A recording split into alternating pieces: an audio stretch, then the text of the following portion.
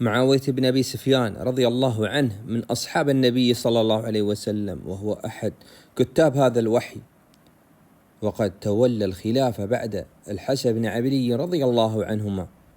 كان له دور كبير في استقرار الدولة الإسلامية ونشر الإسلام، لهذا تكلم التاريخ عنه من أهل السنة من تكلم فيه بخير، وأهل البدع من طعن فيه. لهذا حديثنا اليوم عن معاوية رضي الله عنه. كان من أصحاب النبي صلى الله عليه وسلم، وهو أخو عائشة رضي الله عنها من جهة أمها، أم المؤمنين أم حبيبة، وقد شهد له النبي صلى الله عليه وسلم بالخير في أحاديث، منها دعا له: اللهم اجعله هاديا مهديا واهد به. كما أنه تولى منصب هاما في عهد الخليفة الراشد، وكان أميرا على الشام في عهد عمر رضي الله عنه، ثم أصبح خليفة بعد ذلك. العلماء ذكروا كثيرا من سيرة هذا الصحابي الجليل رضي الله عنه. من أهل السنة من قال أو تعامل مع هذا الموقف، ومنهج أهل السنة والجماعة في النظر إلى صحابة النبي صلى الله عليه وسلم. أهل السنة والجماعة يرون أن الصحابة كلهم عدول، وأنهم أفضل من جاء بعده أنبياء الله عز وجل أو النبي صلى الله عليه وسلم، كما قال الله تعالى: السابقون والسابقون الأولون من المهاجرين والأنصار والذين اتبعوهم بإحسان رضي الله عنهم ورضوا عنه. ومعاوية رضي الله عنه هو الصحابي من أصحاب النبي صلى الله عليه وسلم الذي رضى الله عنهم. موقف الصحابة من الخلاف الذي صار بين الصحابة، الخلاف الذي وقع بين معاوية رضي الله عنه وعلي بن أبي طالب رضي الله عنه، كان اجتهادا وليس نابعا من هوى وعداوة دينية. أهل السنة يرون أن الطرفين كان مجتهدا وهم مجتهدين، فمن أصاب منهم فله أجران، ومن أخطأ فله أجر واحد، ولا يجوز استغلال هذا الخلاف للطعن في أحد هذا الصحابيين. أما كلام أهل السنة والجماعة في تشويه صورة معاوية والصحابة وتشويه الصحابة ومنهم معاوية رضي الله عنه، يأتي غالبا من مصادر متأثرة بروايات مذهبية التي تسعى للنيل منهم بسبب الخلاف السياسي الذي حدث بين أو بعد وفاة النبي صلى الله عليه وسلم.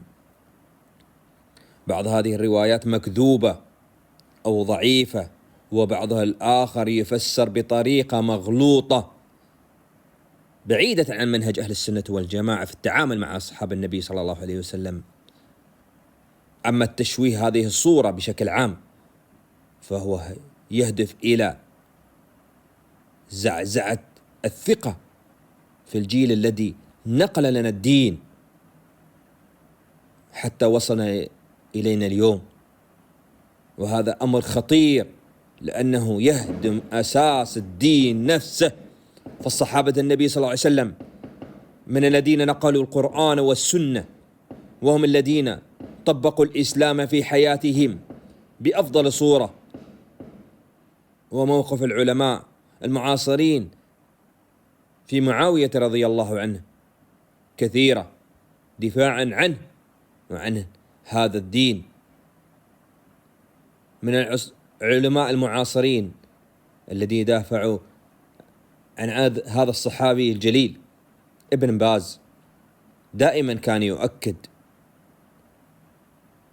في فضل الصحابة كلهم ويحذر من الطعن فيهم، ويقول أن من يطعن فيهم يطعن في الدين نفسه، لأنهم نقلت الدين إلينا.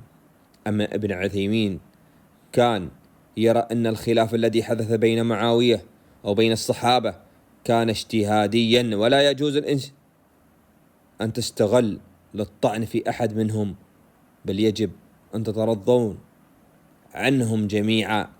أما شيخنا صالح الفوزان يشدد على أن الصحابة عدول، وأن من ينتقد أو يطعن فيهم إنما يسعى للنيل من الإسلام نفسه. أما العلامة مقبل الوادعي كان يدافع عن الصحابة كلهم، ويرى أن معاوية رضي الله عنه كان مجتهد في موقفه، وأن الطعن فيه يأتي من أصحاب الهوى.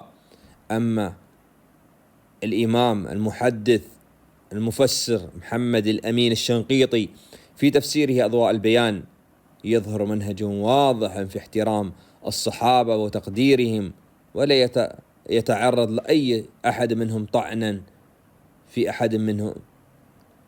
أما شيخنا العلامة ربيع بن هادي المدخلي كان دائما وأبدا حتى يومنا هذا يدافع عن الصحابة كلهم، ويحذر من الروايات المغلوطة التي تحاول التشويه في صورهم. ونلخص الأمر بقول معاوية بن أبي سفيان رضي الله عنه صحابي جليل ومن كتاب الوحي، وله فضل كثير في الإسلام، وتشويه صورته وصورة أصحابه بشكل عام يأتي من أصحاب الهوى ومن سوء فهم التاريخ. العلماء المعاصرين ما نقلت عنهم بن باز بن عثيمين وغيرهم أجمعوا على فضل الصحابة وحرمة الطعن فيهم، ودعوا إلى الترضي عنهم جميعا كما نقلت سابقا، كما أمر الله عز وجل ورسوله.